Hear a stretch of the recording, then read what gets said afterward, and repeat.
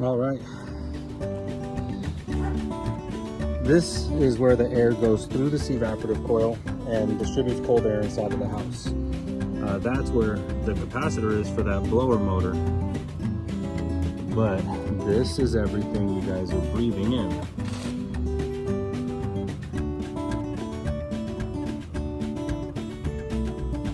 That is all organism growth. It's all inside of the wheel. You can see all that. But it is a lot. I haven't seen one this bad in a while. We already have black spots on the inside of the system.